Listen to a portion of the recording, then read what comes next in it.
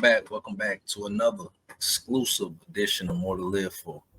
Sorry for the delay on the new videos, but as promised, all my day one subscribers, I definitely told people that I had, a lot of big names on the way, a lot of familiar faces returning, and it's enough said. So tonight, man, this afternoon, this morning, whenever you might be watching this, what I decided to do, what I've been trying to do for the longest, man, is kind of like, pay homage to some of the big names in YouTube and just big names in general. That kind of helped me along this YouTube journey of mine. So what I decided to do, what I'm trying to do for the people is, to show people, my YouTube big homie, OG, uncle, big brother, however you want to slice it up. That's what he is to me. So what I'm gonna do, I'm gonna let him introduce himself, and we'll get the conversation rolling. I'm gonna kind of connect some of the dots on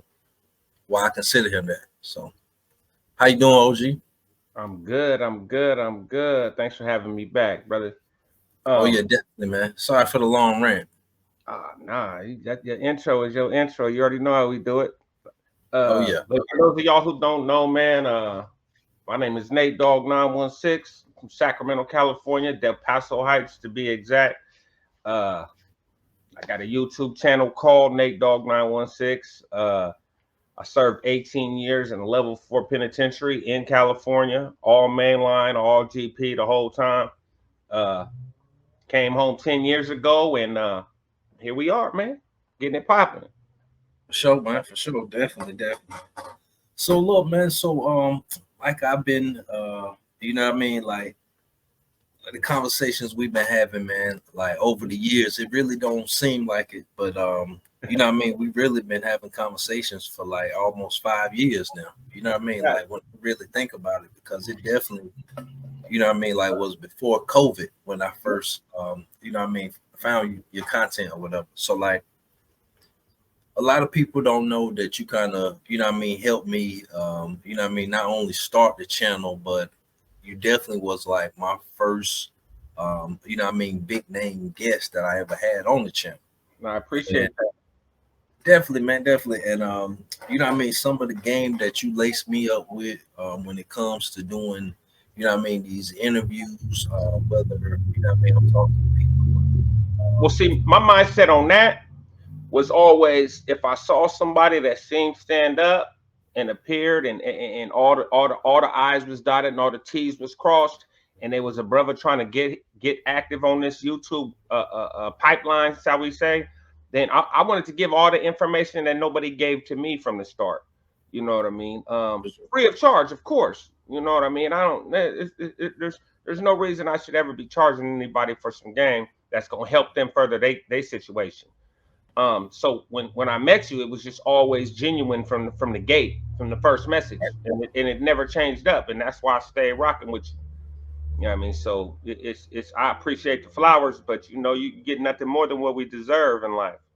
For sure, man. For sure, definitely, man, definitely. So, that kind of, dives right into some of the, one of the main things that I definitely, want to share with my audience, your audience, but people shouldn't be, surprised, people who really know you. But one thing that was definitely important to me that that you lace me up with is like making sure that I be careful with these guests that I'm having.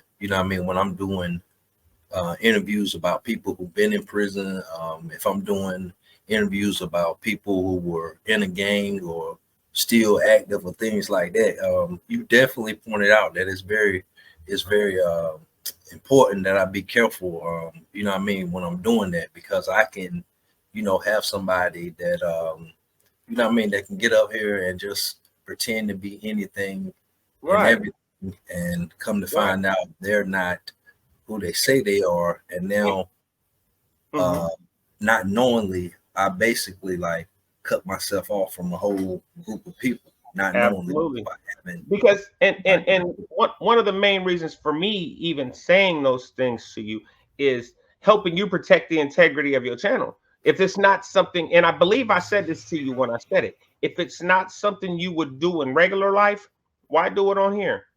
Right. So if you wouldn't hang out with a rat or a child molester or a rapist in regular life, why would you bring one on your channel or on your channel and give them a platform to spew their garbage? You know, Exactly. and it's like, and then somebody like me, I see it and I can read people real good, and I'll be like, that didn't Right. happen like that. Especially if you did time in a California prison, you can't make up too many stories about California prisons. Not while I was there, or even now. Some of the stuff don't make sense. Some of these outlandish stories don't even make sense. So it's like, come on, bro, you had to be on a minimum facility. I heard that. I heard that. And But I'm glad you stuck to it, though. I'm glad you stuck to it.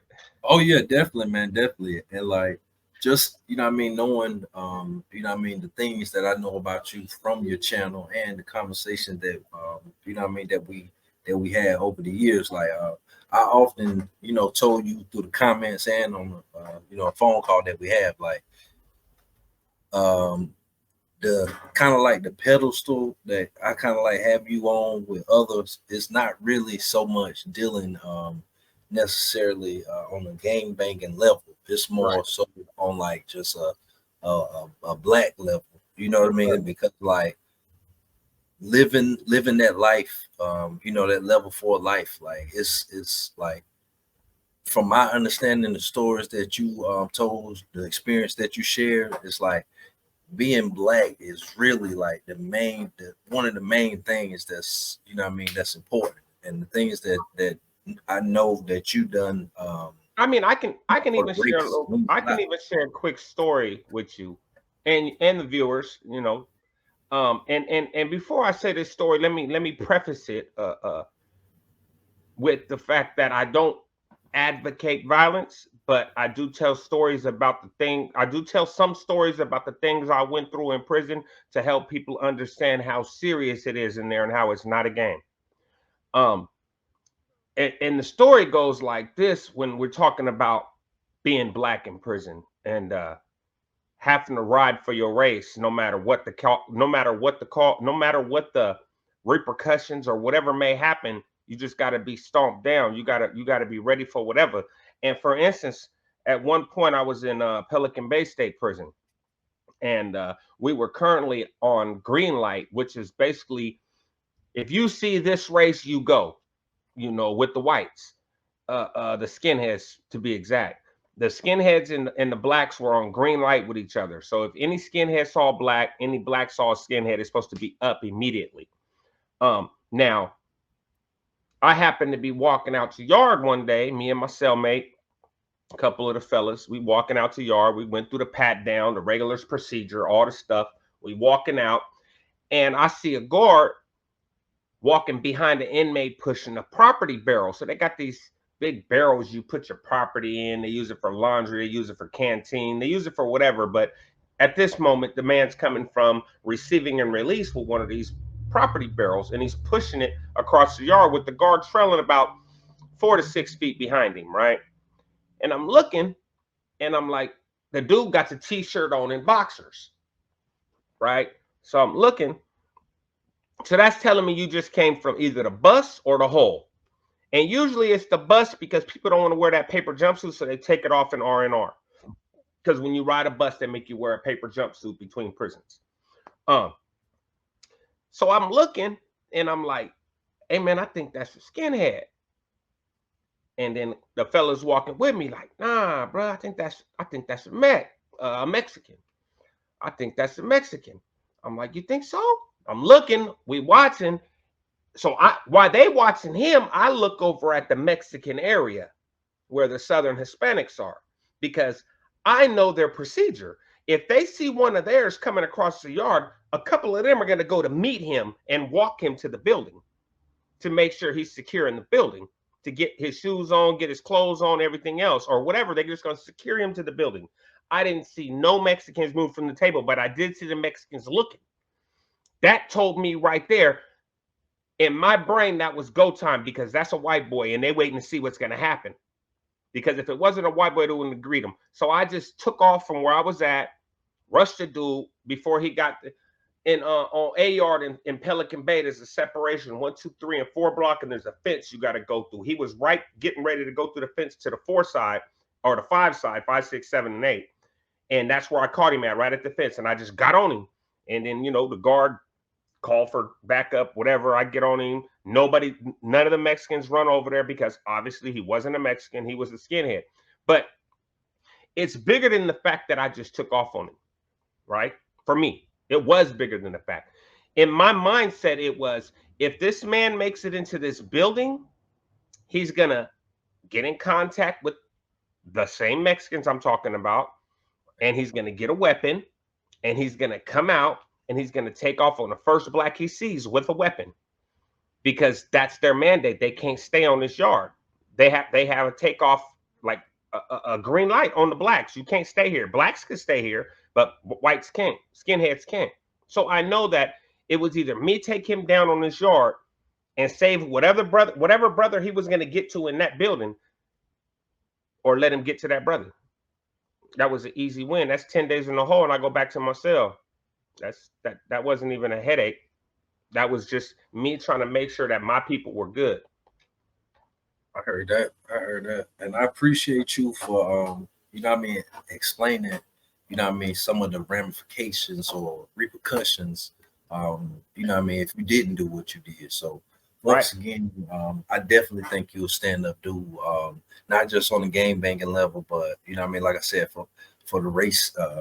Absolutely. In whole. I definitely appreciate that, man. I definitely appreciate you sharing, you know, that exclusive story right here on my channel, man. So, and of course, let me give you, not to interrupt, I apologize, no but problem, let me man. give you a little bit of the background of me. Like, yeah, I was a gang member, most definitely. When I was a Del Paso Heights Bloods for all my time, but I was groomed and taught and, shall we say, educated by a lot of the older African American brothers that,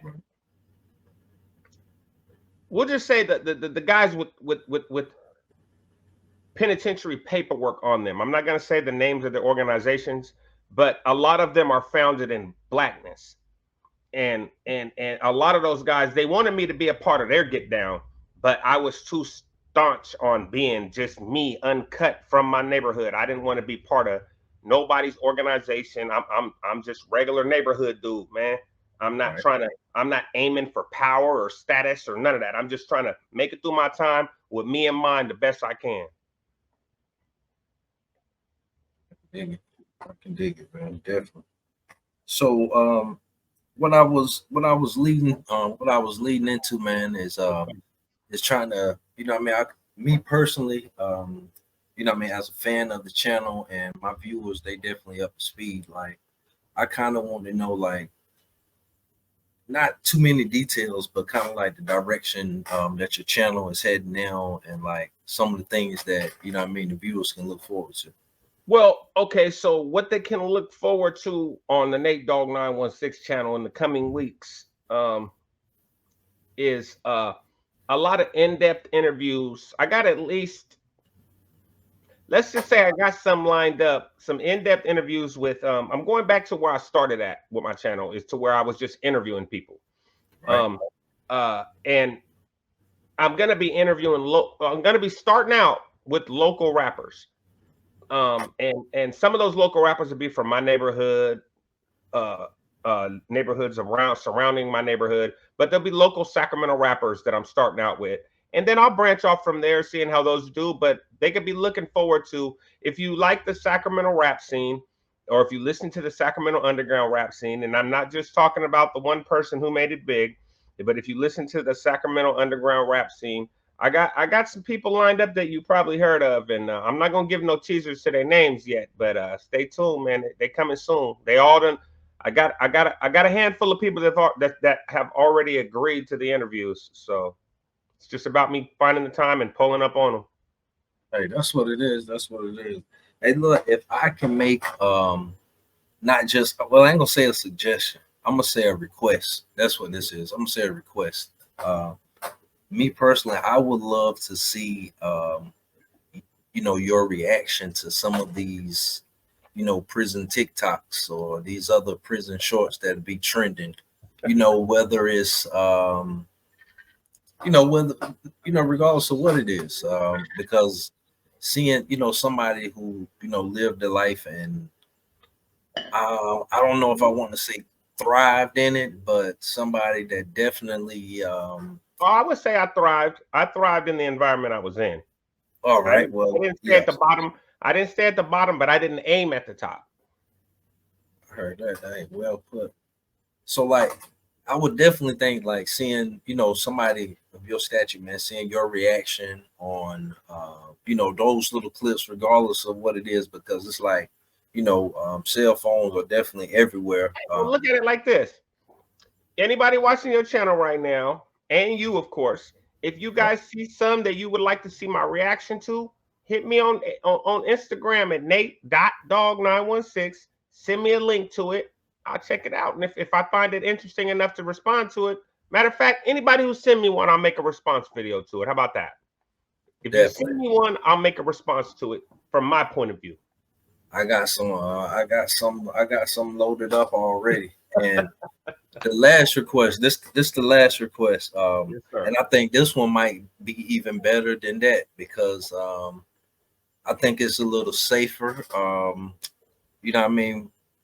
I would like to see I've seen another YouTuber, I don't want to say his name, but I've seen another YouTuber like do it wasn't really a virtual walkthrough, but it was definitely kind of like a walkthrough of a prison that he was in, but the prison is closed now. And kind of like his reaction to seeing, his old block and, things like that. I would like to see somebody like you do that, if there's but I'm pretty sure every prison that you hit, still up and running. So yeah, they all still going. But I can definitely look into it and see if they got anybody walking through, and I can walk through with them on a reaction side, like on a reaction with me in this corner. Yeah, I think that'd be cool too. I think that'd be cool too, man. Definitely, man. And I'll definitely look that up. That's actually a good idea. Yeah, I think that's cool, man. I think that's cool. And another thing is somebody requested that somebody on my channel requested that I walk through my neighborhood and explain like places where I grew up at and the parks we used to play ball at and grind at and all that. And in case they watching, because I think they follow you too, I can do that partially, but partially I can't. And let me tell you why. Not because I can't go to my hood. I go to my hood almost every other day. I live 5 minutes away from my neighborhood. But most of those places that I grinded at and played basketball at and was off the porch at, is people still out there doing that. So what I look like putting that on camera? Understood. What's understood ain't got to be said. I can dig it. Yeah. So but yeah, I'm gonna definitely take that. I'm gonna definitely do some research on that virtual reality walkthrough thing you was talking about. Yeah, I think that would be cool. If anybody send me any links to any prison TikToks or prison shorts, let's keep it to a minimum. Let's keep it to like shorts and TikToks. Don't send me no 30-minute, 40-minute long prison YouTuber doing a video and asking me because I have no comment about no prison YouTubers at all. At all. And let me be clear about that. I'm not talking about Dirty Weather. I'm not talking about my guys. I'm just talking about the predominant prison YouTubers right now. I have I'm sorry. The predominant prison content creators. Yeah, because they just creating stuff.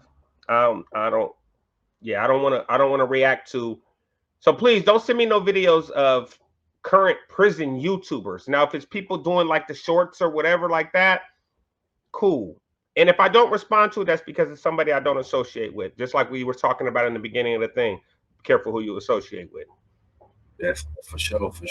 And if I can run across anything, man, because with all these apps, you know what I mean, it's definitely a way. Oh yeah, it's definitely a way to find something. It's definitely a way to find something. So I'm definitely gonna do my part too, man. Lastly, man, before we wrap this up, man, I kind of want if you could, man, some positive words, you know what I mean, for not only my homeboy that's still down, that's still on the yard, but like, well, mainly him, but like anybody that's, you know what I mean, that's down and that's been down for a while, and that's, you know, my homeboy finally starting to see some light at the end of the I tunnel. mean, well, I know a lot. I know a lot about your homeboy story from you and from your channel. Um, so I don't know if what I'm about to say would actually apply to him because he's already where I'm about to say. Um, Right. uh, uh, uh, but if you in prison and you're doing time in prison, find your focus, man. Find your focus and just stick to it. Like if your focus is to get out, focus on that and nothing else. And nothing else.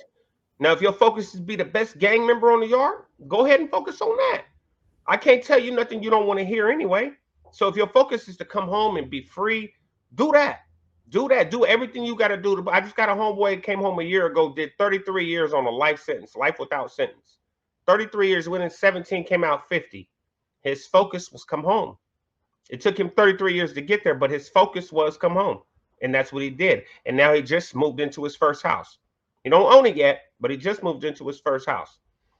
And and I want to say something. I was gonna make a video about this. It's been on my head for the last couple of weeks. I just haven't done it yet. And this don't got nothing to do with nothing we just said. But if you in these streets, if you don't mind, if you in these streets, whatever city, state, country you in watching this right now, and you getting money and you living the underworld lifestyle, right? You're not worried about what your family doing. Can't nobody tell you nothing. Your girl, your kids, can't nobody tell you nothing because you think you know what's right. Do not get in jail and start crying about how nobody ain't looking out for you in there. Because I never asked nobody to look out for me while I was in prison. And I didn't come home mad at nobody either. But I've noticed it a lot lately here in my city, people that I know crying about their family's not looking out, or but you a specific individual robbed, stole, cheated half his family, but now you mad because your family not looking out for you while you incarcerated. It's like you gotta be careful the steps you take because you might have to cross over those bridges again. You know what I mean? And I don't say don't burn the bridges, just be careful how you walk on them. Careful how you walk on them. You know, hey, that's some real game right there. That's a real game right there. Be careful because how you I walk. never, and let me be clear, I never asked nobody to do nothing for me while I was in prison, but I had a whole lot of people do stuff for me while I was in prison. Right. So I'm gonna just put it like that. I heard that. I heard that definitely. I definitely appreciate you, man, for doing this. I definitely think we I told you was first. Oh yeah, definitely. I appreciate that, man. Already. On my comeback tour, you was gonna be first. Definitely, man. And I appreciate all the, like I said at the beginning, I appreciate all the game. Yes, sir. It ain't gonna stop. The years, man, for sure, man. And definitely, man, you definitely you know what I mean, with my first big name, my first big California name, my first big YouTuber name, period. So I'm definitely Can I send a couple shout outs before we get done? Definitely, man. Whoever Right, who you want to shout out, man, go right ahead. So, of course, I want to shout out Dirty Weather 916, Drina's Haven 916, and Big Herc 916. That's it. And shout out More to Live For, man, because we all got more to live for, man. Definitely, man. Definitely, for sure, man. I definitely want to, you know what I mean, take this time myself to not only shout out you, but all the other, you know, big names in California that I've been able to work with. And I definitely gonna do it in order that it started with, starting with Sacramento first. Like I said, definitely shout out to you. Shout out to the homie Dirty Weather 916, and to his lady, the Haven 916. Never worked with her, but we've definitely been in the same lives together, things like that. And definitely don't want to miss the homie G-Way. I definitely worked with him. Smoke Dog 420, I was able to work with him. And that's on me. I don't want to forget nobody. But going to Southern California, I was able to work with 16 to Life. I'm from Bandit, and I work with a lot of people from LA, as you've seen. Salute to the homies in LA. Definitely, it's a lot of them.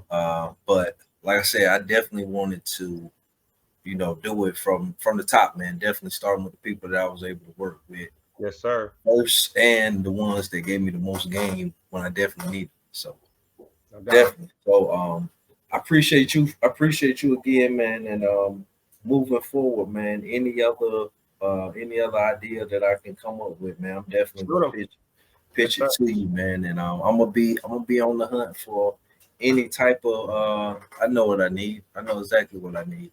Some drone footage, just some drone footage out there of one of Yeah. these prisons. That's all I need. So Yeah. I'm gonna be on the lookout for that. And when I find that, we can go from there. But I'm gonna wrap things up, man. And if you could, OG, if you could text me or get in or hit me on IG and send me a PO box so I can send some of this new merch that I got. I Oh got yeah, for some sure. more to live for gear in all colors, so I definitely Yes, want to see sir. something there too. Definitely. Sir, So man. I'll wrap things up, man. This been another exclusive edition of More to Live For, man. The return of the big homie NateDogg 916, man. Sacramento, California. It's been a special event, man. So I hope y'all enjoyed it, man. There was a lot of good game given. So we're gonna keep doing it like that, man. Why settle for less? My last name more, man. I'm the voice of the North. That's all of Northern Pitt County and Northern Greenfield. And we out just like that. Appreciate you, OG, man. Shout out to you, man. Everything you got going on. You stop it.